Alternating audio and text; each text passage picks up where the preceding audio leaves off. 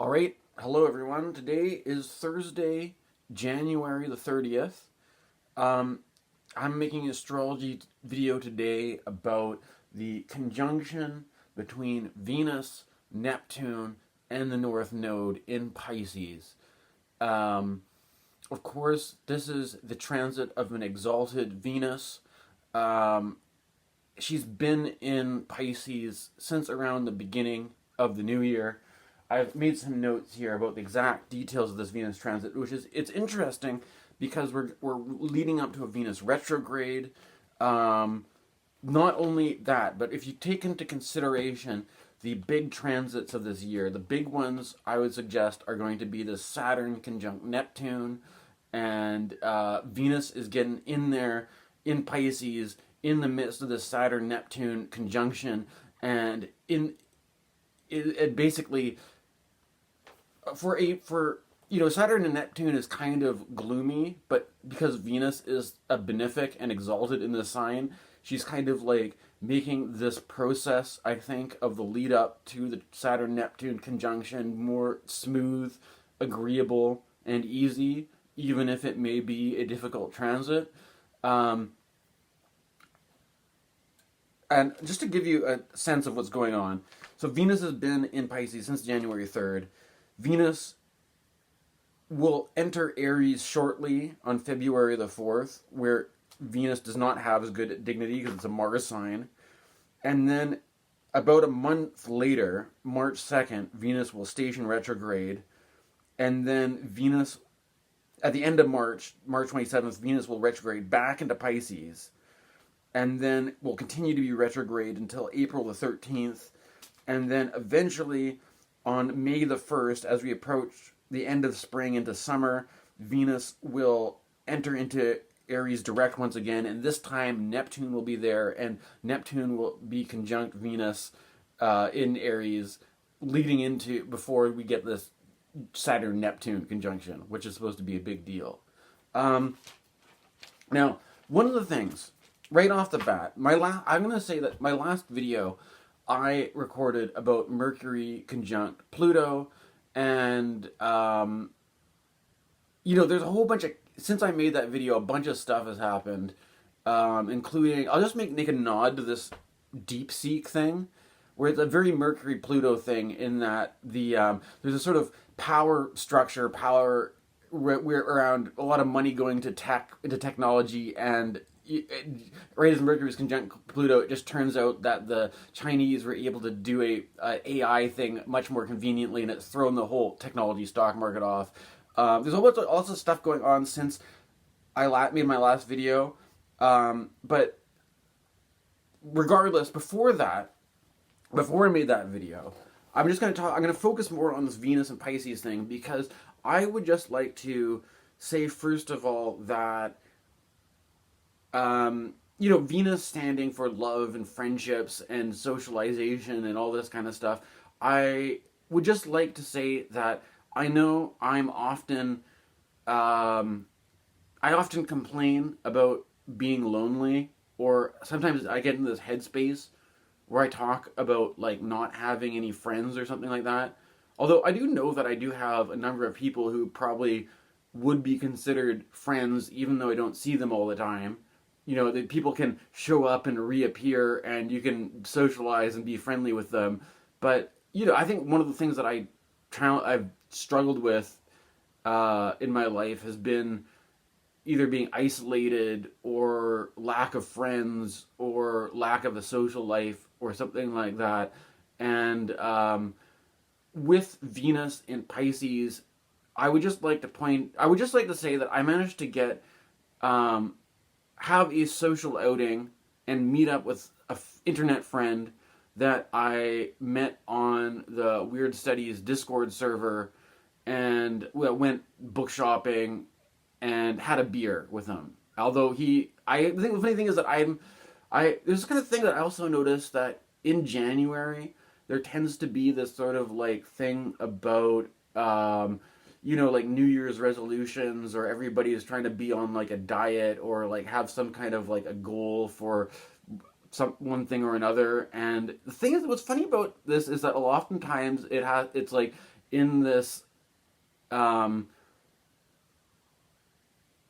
idea is that during Christmas, you're like you don't hold back during Christmas. You have this sort of like Christmas time indulgence where you kind of you let go and indulge, and then you kind of cut back in January, New Year's, so that you don't indulge. But during Christmas, I didn't drink at all during Christmas.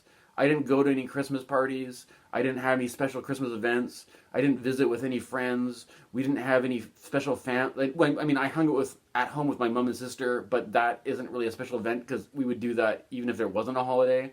So there's this kind of like sense of really like the holidays being depressing and nothing happening, and there not being any celebrations or parties or social events. So it's like, in that context, I spent all of December not drinking or partying or anything like that. So if I meet up with somebody in January, and I don't go out there's something about it too where I have to admit that I was in a really, even though it's like should be a good thing to like socialize and get out of your little I was really not in a very good mood, and I was almost just about to bail on the whole thing and not go and hang out with this guy. And there's something about like, if I'm good, whatever. I figure I'll at least, if I'm going to drink, I'll drink socially rather than drink at home, right? And I think there's something about that which maybe goes with this Venus and Neptune in Pisces, where there's also this sort of like emotional quality of this, where it's like there is increased. There's maybe is actually, you can see Venus in Pisces delivering more opportunities to socialize, to have a social life, to start to develop a community. But there's a sort of with Saturn and Neptune and Pisces, there's some kind of emotional, moody thing where I have to like, in order to do it, I have to fight this moodiness, which seems counterintuitive. Because if what I want is to socialize and make friends, you think that getting what you would want would feel good, not feel bad, or there could be more complicated dynamics. I also in the midst of this time, I also got a request to do my first natal reading in a while, which was good, I guess, and validating. Although I think it's better to be, unless I'm doing something where I'm the person wants their natal chart to be public and all the details to be like broadcasted. It better just to keep the situation with whatever clients come to see me for work private, right? But there's still this kind of I just basically wanted to acknowledge that, because we only have we have until February 4th of Venus in Pisces.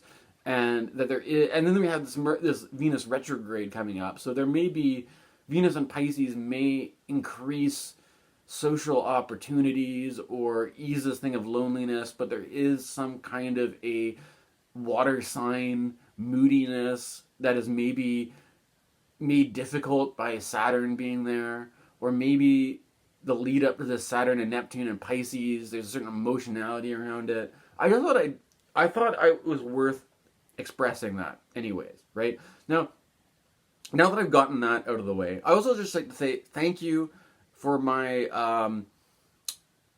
I will honor the privacy of my supporters, but to say thank you for supporting me by requesting a natal chart reading. If anybody else wants one, feel free to make a comment requesting one, or I'm able to get a website set up one of these days to manage these reading requests.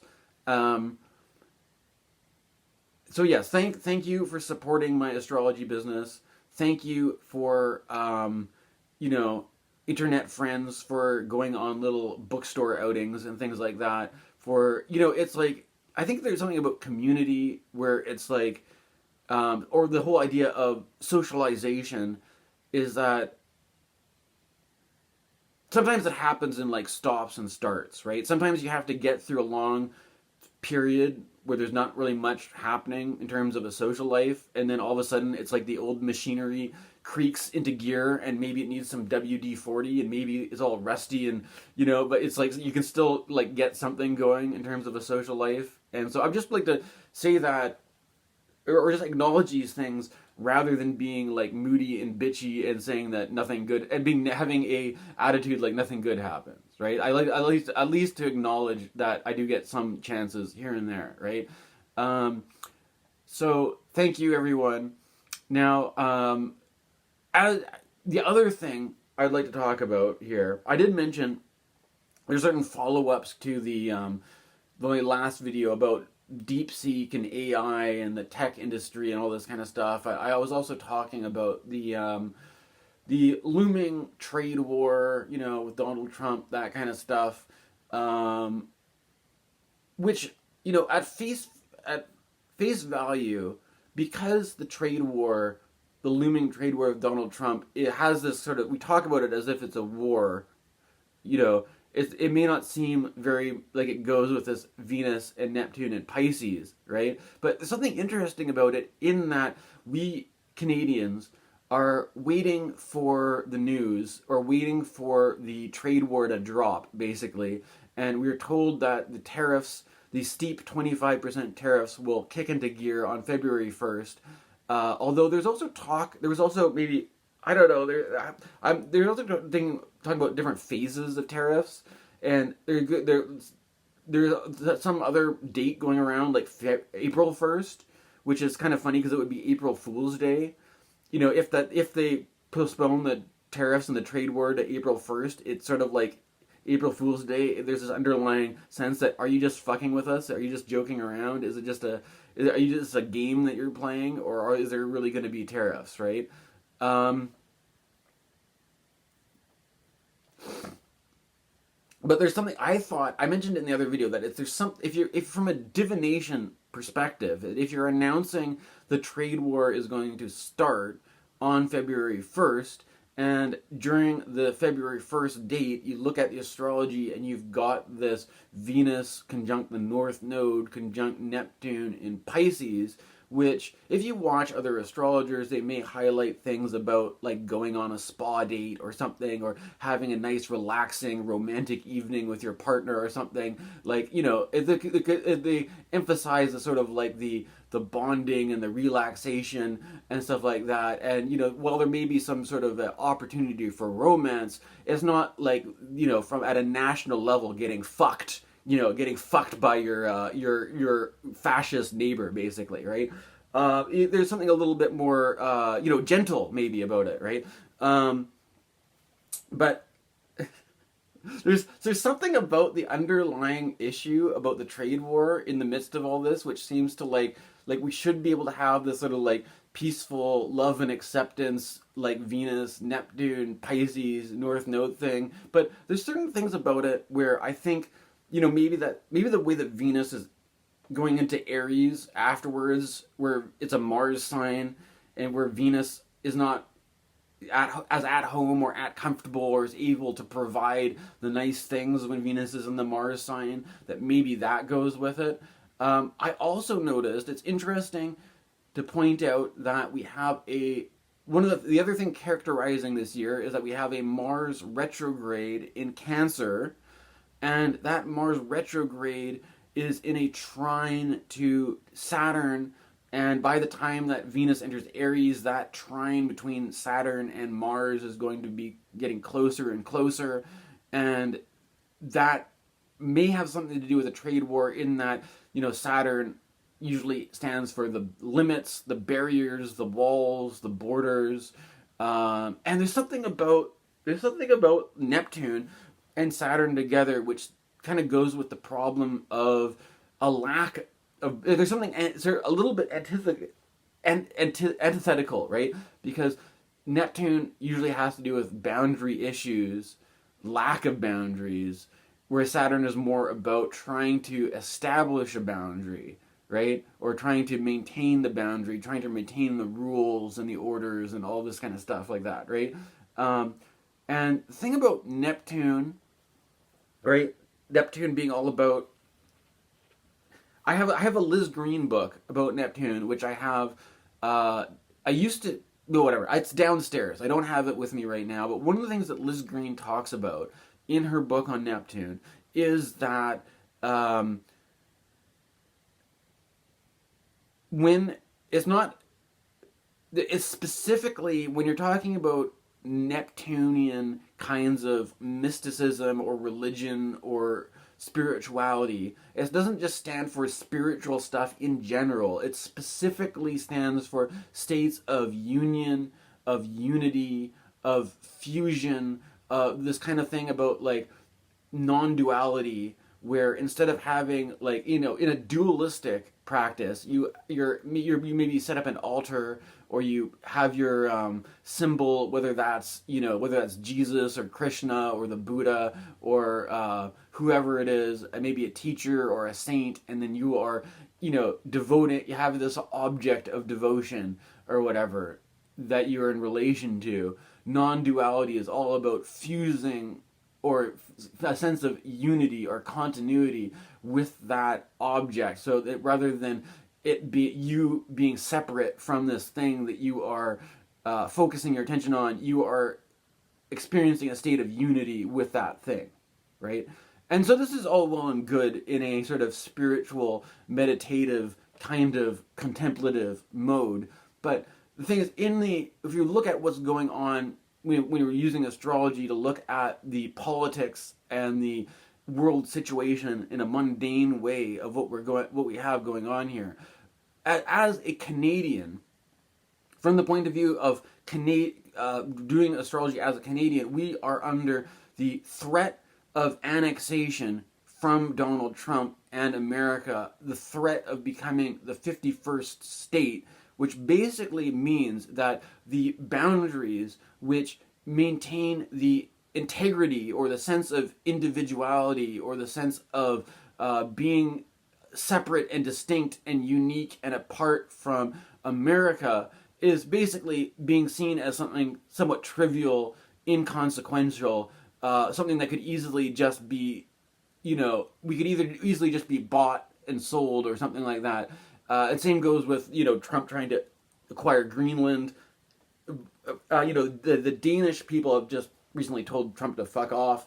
They've said that they've had Greenland for over 1,000 years, for about 3 times as long as America's even been a country, and they're not interested in selling Greenland anytime soon.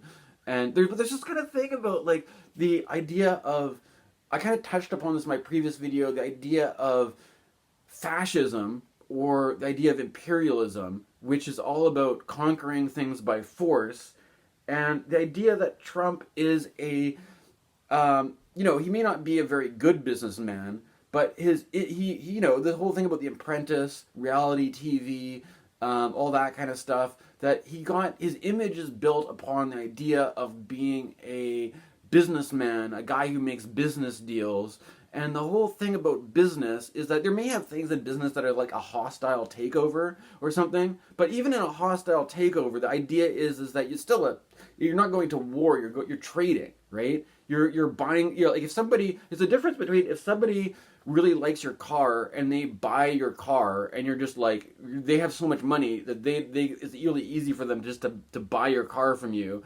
At least you have the money they gave you for the car, right?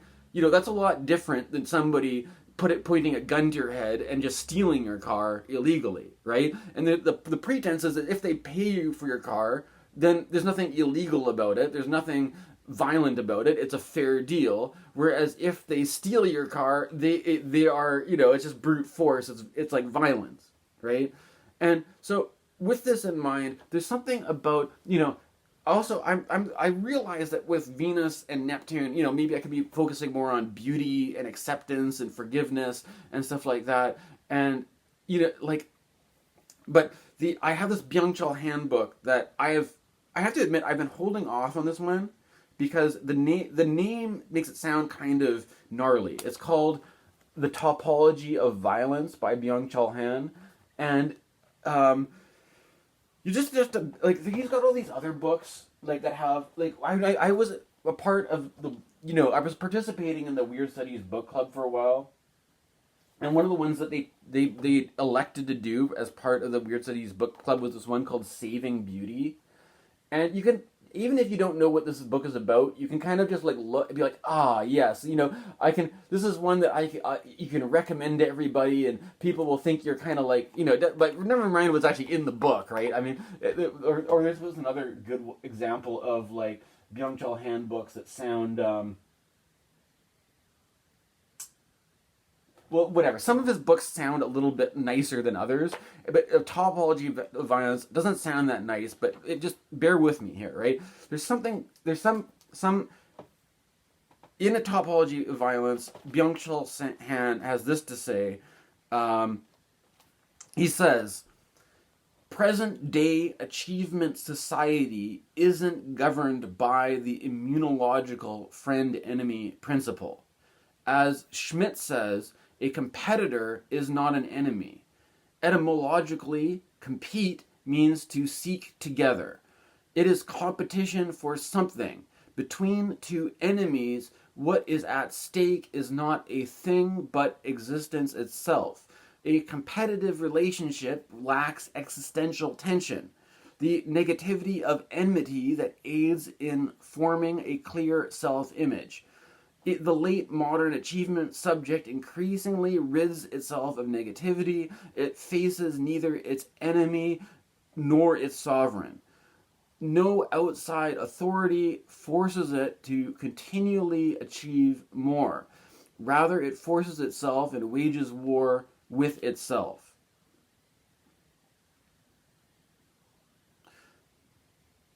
The other first announces itself as resistance. A total loss of resistance would level the other to the same. Enmity is a relationship to the other that produces a great deal of friction. As society positivizes, the late modern individual increasingly sheds the negativity of the other. Its freedom emerges as freedom from the other, which becomes a pathologically heightened relationship to the self. In turn, it loses more and more of its relationship to the outside, to objects, and to the world. New media and forms of communication intensify this development. One also encounters little resistance from others in virtual space. It serves as a projection area in which the late modern individual mainly encounters itself. The disciplinary subject and the object subject are faced with the other, which manifests itself as God, a sovereign, or certainty. They are subjugated to an external authority which generates repression and punishment, but also gratification. The subject of achievement society today is characterized by narcissistic self-referentiality. Okay, I could keep going, but this is the basic idea. There's something about this, why I'm bringing up, why I'm reading this book right now.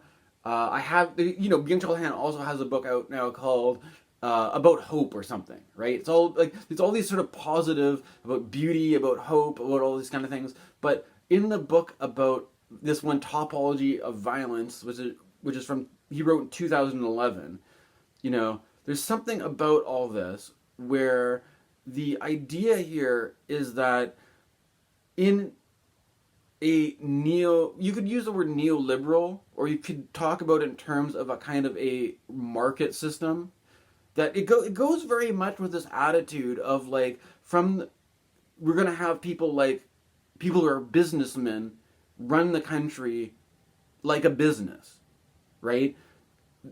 And from the perspective, it's kind of interesting because it's like from the perspective of a businessman, it's all about buying things, all about acquiring things.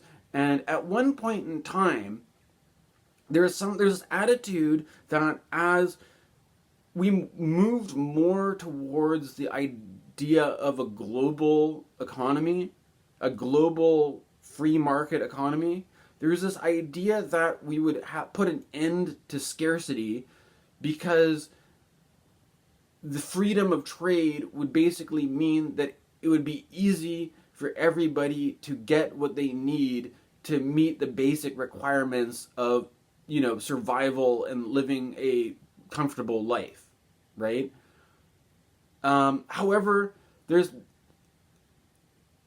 kind of interesting because Trump is kind of like anti-globalist in a sense, or he's isolationist in that it's kind of complicated, but a lot of what happened is that obviously the manufacturing, the production left America for other countries, and that for this reason, Trump is trying to bring the production back to America.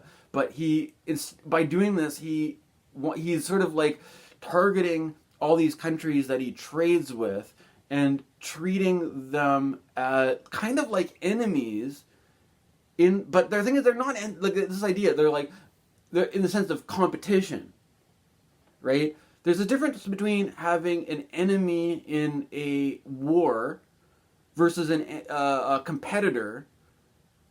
And this kind of goes with this idea of what Byung Chul Han is saying about how the word etymology of compete means to seek together, right? If you have a bunch of people who make the same product, those people aren't out to kill and destroy each other. Those people are there to seek, they're both seeking the same people to sell their product to, right? And the idea of like by selling the product, by supplying the people who want the stuff with what they need, there's this idea that I think goes with. I mean, you could bring in back in Venus here, right? Because it's about desire. It's about what you want. There's things that we like, things that we want, and by giving people what they want, you are making them happy. You're satiating their desires. You're pleasing them. You're pleasing their requests. All this kind of stuff. And so in a free market economy, the whole idea isn't that people are trying to like go to war and kill each other, but rather have a bunch of people who make products which make people happy,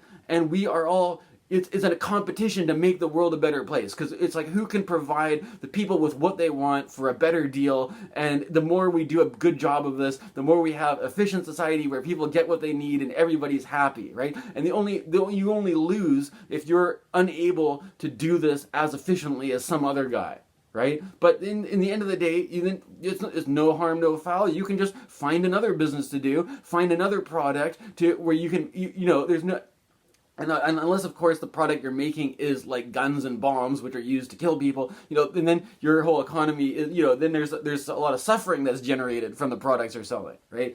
But there's something about this. Oh, just hold on. I'm gonna collect my thoughts. There's kind of like a big idea I'm trying to work out with this. Just excuse me for a second. I'm gonna take a sip of my coffee and just collect myself here.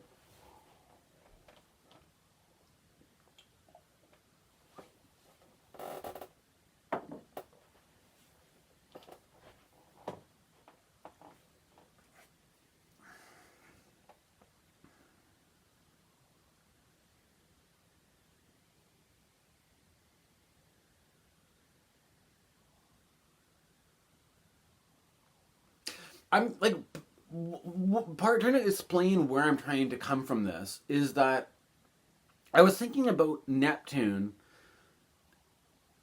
as Neptune. People often associate Neptune with fantasy, with the imagination, with idealism, higher principles and stuff like this. But also like this idea of like there's the real world that we're in, and then there's the imaginal overlay, and that so much of what actually makes the real world what it is has to do with this process of imagining the world to be a certain way and then treating it accordingly, right? And I find it really funny, this whole thing about trade and trade wars and stuff like that, in that if you there's this kind of thing where if you go back to the 60s, there was people like Buckminster Fuller were speaking of globalism positively, right? Because they thought that, if we solve this whole problem of like capitalism versus communism versus fascism, and there wouldn't be, we solve this whole problem where free market capitalism wins over communism and fascism or whatever, and then the free market gives everybody what they need, right? And then that's a positive thing, right? And what's funny is that so there's a certain way of imagining free market capitalism in a positive light, right? Whereas now we have all these people who really don't imagine free market capitalism in that way, because they see it as the production leaving the country for other forms of cheap labor, which could be exploitative or something like that, right? Which is the problem where we don't produce, North America doesn't produce anything anymore. We just import all this cheap stuff from other countries that is made in sweatshops or something, right? And that doesn't seem to be as idealistic, right? So there's something about Saturn and Neptune is that maybe there's a kind of a depressive reality check and all this kind of thing, right? But there's something else about this, which is rather than just being like having a utopian or a imagination or a kind of depressive realistic imagination of the situation, there's the idea of there's a comment, or in Canada here, we are trying to strategize for if these 25% tariffs go through, what are we going to do to cope with this, to fight back? And one of the things that's been suggested is that to remove the interprovincial barriers for trade. And I mean, an easy example of this is that it's been suggested to fight back against the Americans, we can put a ban on American alcohol, which is like there's a long running joke for Canadians where we tend to make fun of American beer, but despite this, there are a lot of Canadians who drink American beer anyways, right? But like we could just put a total freeze on all American beer, all American wine, and that we have a large brewing and distillery industry, and that one of the things like we could take out all the American alcohol from our liquor stores, and then one of the things I noticed though is that when you look at like craft beer, what you tend to get is a lot of local craft breweries, but then when it comes to like, I live in the West Coast, it's very rare to find craft beer from, let's say, Ontario, or there are, there's certain Quebec, for some reason, I don't know why, but there was this one Quebec brewery that turned up, like I don't understand how they do this distribution for liquor, right? But you might get a few Quebec brands, but for some reason we don't get any Ontario craft beer here because we got enough beef. So we get, anyways, we have interprovincial trade, right? We could open up interprovincial trade where we get more products from Ontario, Quebec, Newfoundland, whatever, over on the West Coast, and less American stuff, so that we have more trade from intertrade from province to province to make up for any lack of trade to the States. Right? But what's funny about this, there's something funny about this to me, right? Which, because it's like, I'm looking at people talking about this online, and what I'm seeing is like the comments, there's certain comments of people saying like, this will be a great thing for Canadians because, like we're like they use these like war images to describe it, like, we're killing each other. We're slaughtering each other in the market because we can't, like, poor, Ontario breweries are getting annihilated. They're getting destroyed. They're getting crushed because they can't sell their beer in BC or vice versa. And it's sort of like, we were talking about, we're not talking about a war. We're talking about you being a consumer, you wanting a product, being an addictive, unhealthy beverage, and then you either being supplied by people in your local neighborhood or far away in your country or in another country as import or export. And there's something about this, like, I just need, like, isn't there something kind of silly about this? Where, like, what if one day you're just in the mood for, like, a Mexican beer? Or what if one day you're in the mood for, like, a Japanese beer? And you go to the import section of your liquor store and you buy an imported product, right? Or I'll give you another example, is that my other hobby that I like to do is I'm an electronic music nerd. I like synthesizers. And, there is a local, I'm in BC, Canada. There's a guy who I actually met in person. I had a chance meeting once with the guy who owns IntelliGel, because I was walking in my neighborhood. I happened upon it was like hard rubbish, in Australia they call it hard rubbish, where you just put a bunch of stuff on the street. One day I was walking and somebody put out an old organ in the street, and I was looking at this organ, and some other guy was looking at it. We're trying to decide whether we should bring this organ home and make music with it. And this guy was saying that he owned a synthesizer company, and I'm like, really? You own a synthesizer company? It was kind of an odd, you don't expect the random guy looking at an organ at the side of the street to be the owner of a synthesizer company, right? So, but this is the whole thing, is that if I want to buy synthesizers, I could buy synthesizers from this dude who you bump into on the street, or you could order them from the other side of the world if you want to, right? But the thing about this is that from the point of view of like, if you inhabit, there's certain things of like, I have to admit, I'm not going to get into, there's certain reasons of why you may want to support one person's business over another person's business, right? And I'm not going to get into a whole analysis of this company Intelligel of like whether or not I want to support them.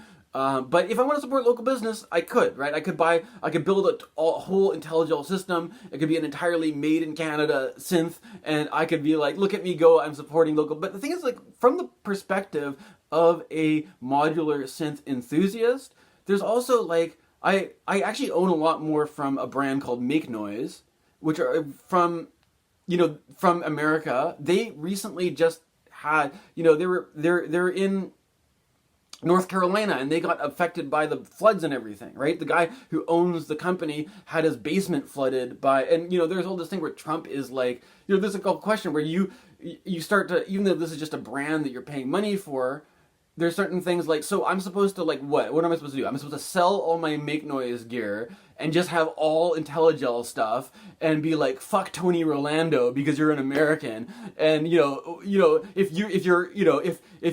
you have another flood and Trump cancels FEMA, well, that's your fault for voting for Trump. Or maybe they didn't vote for Trump, right? But it's like, what a weird attitude to have, where you're like turning your hobbies, the things you like to do, into like some kind of a war against the people who make the stuff that fills your habit.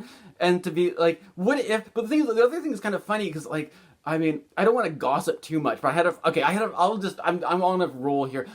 I had a friend tell me that maybe, like, suggested that the guy who runs Intelligel might be a little bit right-wing, might not be in line with the same political sympathies as, us, certain, what can I say? Guys, people who have been diagnosed with mental health problems, who are on disability, who are spending little extra bits of money they have on fancy music gear, versus a kind of a right-wing business first, we don't want to give handouts to these lazy slackers, we want to be a bunch of strong entrepreneurial dudes, right? So you might be supporting all this, you might be like, okay, I'm going to buy Canadian, give all this guy my money, but if you actually started to talk to this guy about politics, you might be like, fuck, why would I want to support this guy if this guy would, you start to say like, hey man, I know you've been working on this company, you're hard worker, entrepreneur, you spend all this time and work building your company, and I'm supporting. But then if I'm just a guy who I'm not really that economically productive, I live at my mom's house,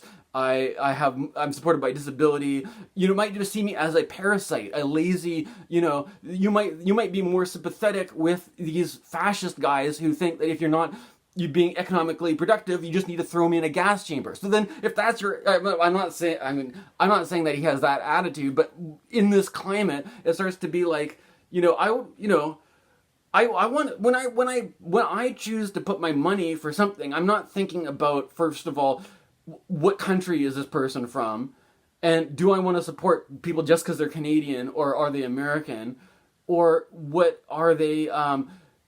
I'm actually, what if you put first, putting the music first, and I want to buy a bunch of Make Noise things because I like the functionality of certain Make Noise modules, right?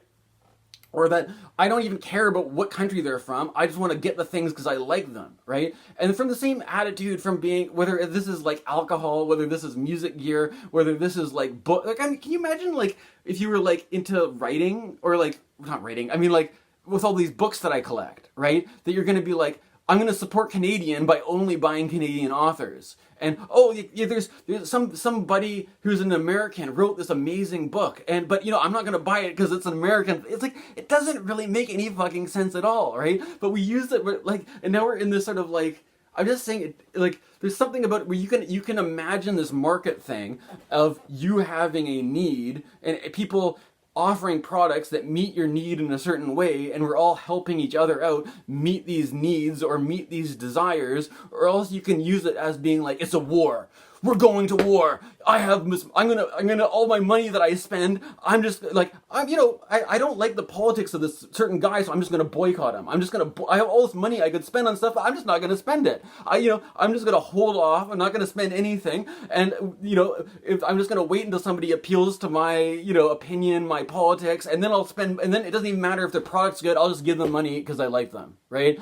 It's like there's something about this whole mentality which seems kind of silly, or it kind of like undermines, like, we used to have this utopian dream where we'd have an affluent, abundant society where everybody can get what they want, and you can have all sorts of different stuff from all over the world, and the world's your oyster. But now it's like that has been weaponized as a way to like inflict harm on people, to be like, oh, you're gonna have to close your business because I'm not gonna buy your stuff until you cater to my personality or something. It's like, or like, not even like cater, but like, you know what I mean? Like, what is actually motivating your desire to give one person money and not give another person money?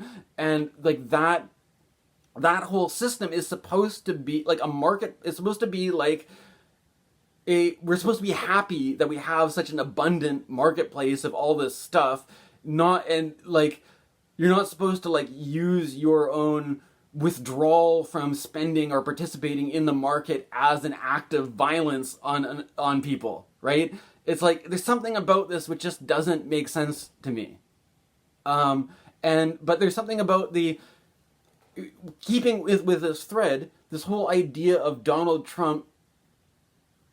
Well, there's something I tried to introduce the last time about how, like, Donald Trump isn't like Genghis Khan, right? He isn't like a barbarian warlord who's going to like conquer. He's a guy who is trying to use business deals, right? And the whole idea, like, if you go back to this whole thing about Trump wanting to buy Greenland, or Trump wanting to make Canada the 51st state or something like that, from this mentality, it's like,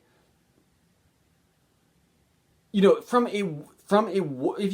you go to a war mentality, which is not gonna. I mean, I did watch an interview with Bolton, one of these guys who was one of these hawkish Republican guy who's involved with the Iraq War and all this kind of stuff, and he assures us that America has no plan to go to war against Canada, right? But from an actual real violent war mentality, from that position, if you wanted to conquer Greenland, if you wanted to conquer Canada, you've got the tanks, you got the bombs, but you know what I'm saying? Like, it's not about, it's like, it actually takes force and violence to make that, whereas from the mentality of a businessman, it's like, we're in this sort of like utopian society where we're evolving out of violence, and the world is your oyster. It's like a big marketplace where if you have enough money, you can have whatever you want. If you have enough money, you could even have Greenland, right? You could even, like, what's stopping you?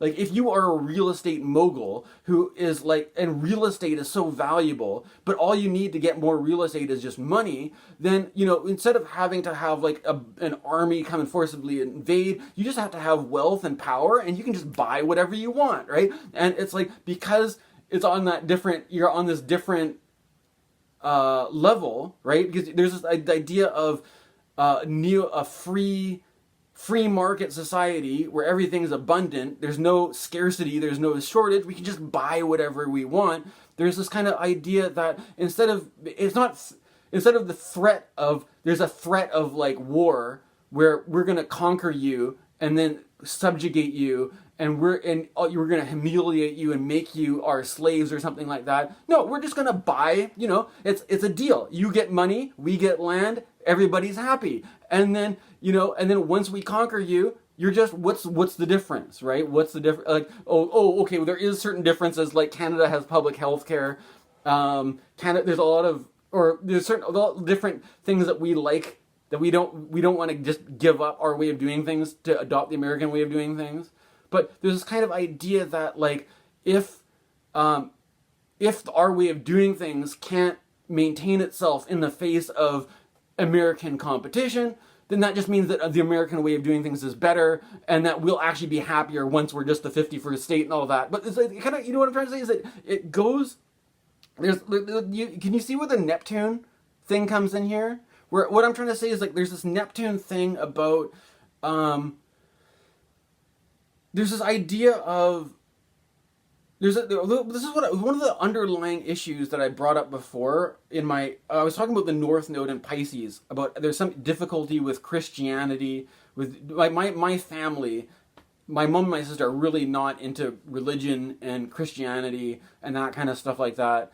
And I think part of what that has to do is that this traditional kind of Christian religion uses the idea of our Heavenly Father, or even calling God Lord, right?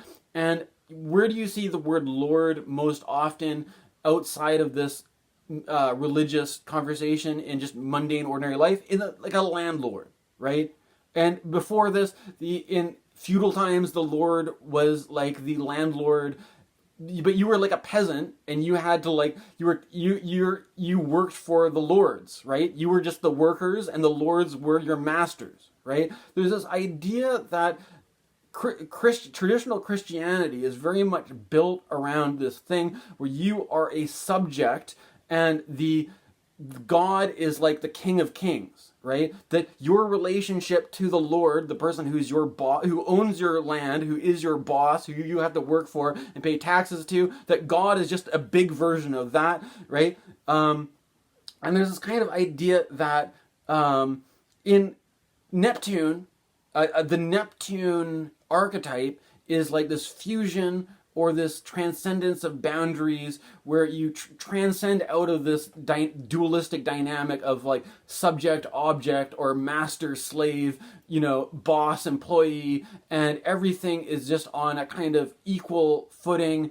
And but the thing is, if you keep, it sounds good, right? It sounds good that you don't have that kind of like master slave, lord peasant kind of subjugation. But what happens then? This is where Byung Chul Han comes in, and what makes Byung Chul Han interesting is that there's this thing about if there's no more master slave, boss employee kind of dynamic, and we're all just equal footing entrepreneurs or something like that, then from that perspective, we don't see a foreign country as something to attack, invade, conquer, but rather simply just a possession for us to acquire if we have enough money for it, right?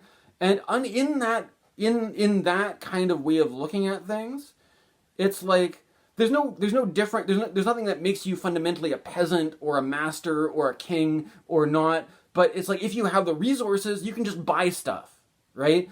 And that there's some kind of like there's this idea that if the more that the world is defined by money and trade rather than war, then everything's up for sale.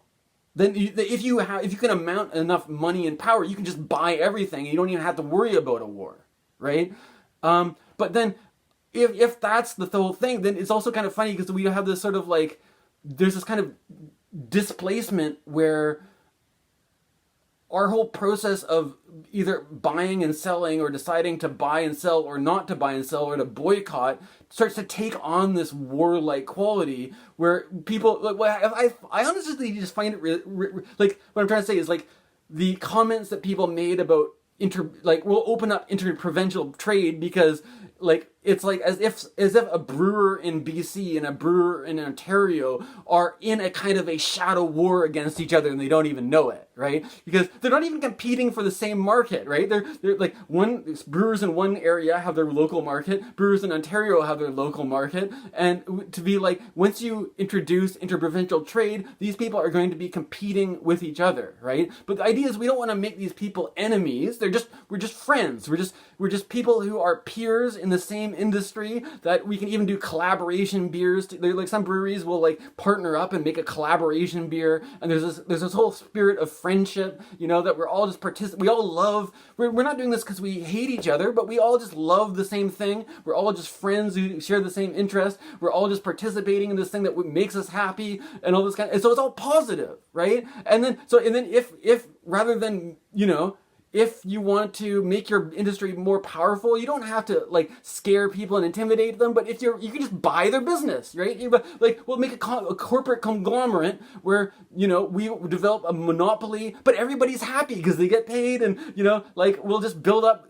This is the whole mentality. We're moving away from this sort of violent warfare thing into this sort of pure positivity where we're all just friends, we're all just doing what we love, we're all just enthusiastic about it, and that if one person's more successful, they just have the opportunity just to buy out the other person, right? And then the other person gets a fat paycheck, they get to retire, and there's this what Byung Chul Han says is that this whole process removes the negativity from things and creates this sort of entrepreneurial society where everything is just positive. There's no enemy. There's only competition. There's only rivalry. But rivals aren't like, rivalry is never like, we're going to just kill you and take your stuff violently. It's always like, oh, hi there, friendly competitor. We're going to make you an offer on your business and buy it out from you. And everybody will be, it's like, we're kind of like in this weird, like, this is why it's like, there's something bizarre about this kind of moment in time, because it's like, there's in some way we can acknowledge that there's a certain kind of pain and suffering in the world, but the subjectivity that's produced in this whole context is of like the cheery, happy-go-lucky, entrepreneurial subject who is all just positive, right? And this is like, Byung Chul Han makes this kind of argument that he's not arguing that it's better to go back to the old way of master-slave, of tradition. He doesn't make a traditionalist argument, although he is a Catholic, he's a Christian. So maybe there is something about there's something about Byung Chul Han. You hear a lot of leftists and you hear a lot of like anarchists use this line like, no gods, no masters.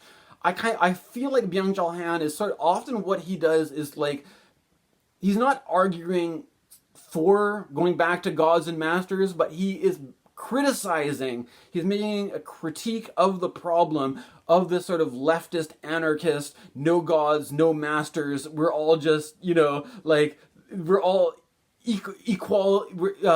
egalitarian individuals who are all have the opportunity just to be entrepreneurs, participating in this positive only, where we're just making everybody happy. We're just giving people what they want, and if one person does it better than another, we just buy each other out, right? And like that is where this is where it's all it's funny. It just seems funny to me that it's happening at this level. Because like with Venus and Neptune in North Node and Pisces, it's like there's something about this which is very much like abundance, generosity, pleasure, happiness, and but no boundaries, right? There's no inherent difference between me and you, and wouldn't you guys love it if we were just one big country and we didn't have any borders, and we were all under the same system, and we could all just trade with each other openly and freely, and we could all just have all this stuff? But there's this sort of like, there's this problem with, I think, astrologically, I'm thinking this is like the malefic influence with Saturn in Pisces, with Mars in Cancer, and the problem about the Saturn and Neptune conjunction is that there's going to be a kind of depressive realism, or a coming back down to earth, where like the bubble is going to get popped of this sort of all positive free market entrepreneur, or this kind of corporate friendliness, which feels kind of fake, because there's no hostility. We're all just trying to do our best, and we just want you to succeed. We just, what I'm trying to say. There's this kind of like, there's this kind of like weird displacement where like, oh well, if you don't succeed, you might not be able to survive. You don't have a successful business. You might just go broke and die or something. But we're not going to be hostile. We're going to be really happy and positive and wow, guys, swell. This is great. Yay. You know, like, but and there's a weird thing where it's like we feel like we have to be like on this like just locked into this like hyper positive, hyper friendly, like big smiles. Like, yay, everybody! It's like, but it's like it feels fucking crazy because there's also like underneath this, you guys have a fucking bunch of bombs and guns and like, but no, we're not gonna do that, right? No, but you're like, it's like, I don't know. You know, see, hopefully I got my point across. To me, this feels like a kind of a big one and maybe like a more difficult idea to unpack. But I've recorded about an hour for now. I think I've got basically expressed what I'm trying to express here. But it's just weird. There's a weirdly positive transit timing up with the politics of the trade war. I'm guessing that, you know, I'm guessing the whole thing is that like once Venus is more into Aries, maybe the exile of Venus and Aries may play up this whole trade war thing a bit more, right? But there's something about like the trade war, if it starts on February 1st, it's starting on this weirdly positive, it's like this positivity that knows no boundaries, that's just like, it's all just one big market, we can just buy everything, everybody. Let's buy Greenland, let's buy Canada, let's buy the whole world, yay. Oh my god, like I'm gonna buy all this stuff. Wow, thanks for watching, everybody.